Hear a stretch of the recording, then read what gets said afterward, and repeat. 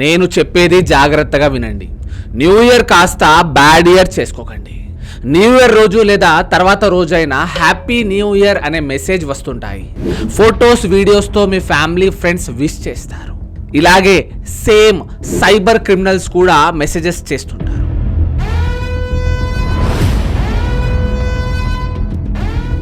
వాళ్ళు కూడా మీకు మెసేజ్ చేయవచ్చు. ఆ మెసేజ్ను మీరు ఏమీ ఆలోచించకుండా డైరెక్ట్లీ ఓపెన్ చేసేస్తారు అండ్ మీ ఫ్యామిలీకు ఫార్వర్డ్ చేసేస్తారు. ప్రతి మెసేజ్ ఓపెన్ చేసే ముందు ఒక్క క్షణం ఆలోచించండి. మెసేజ్తో పాటు ఏపీకే అనే ఫైల్ కూడా వస్తాయి. ఇవి ఇంతకుముందు కిసాన్ యోజన, ఎస్బీఐ స్కీమ్ అని వేరే వేరే పేర్లతో చాలా సర్క్యులేట్ అయ్యాయి. ఇది ఇప్పుడు న్యూ ఇయర్ అనే వంకతో మిమ్మల్ని ఎలా మోసం చేయాలి అనే ఆలోచనతో వస్తుంటాయి. మన ఇంట్లో పేరెంట్స్ ఉంటారు, సిస్టర్స్ ఉంటారు, వీళ్లకు వీటి గురించి ఎక్కువగా తెలియదు.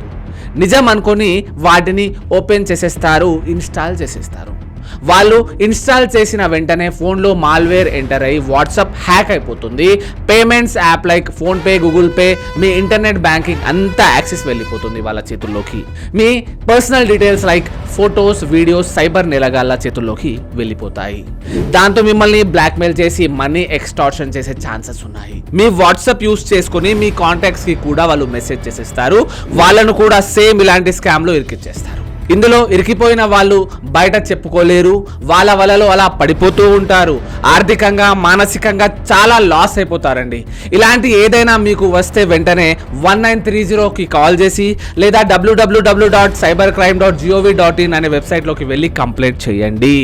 చూడండి, మీకు ఇవన్నీ తెలుసు కావచ్చు, కానీ మీ ఫాదర్, మదర్ లేదా ఇంట్లో ఫోన్ యూస్ చేసే పెద్దవాళ్ళ దాకా నా ఈ మెసేజ్ని రీచ్ అయ్యేలా చేయండి. వాళ్ళు జాగ్రత్త పడతారు.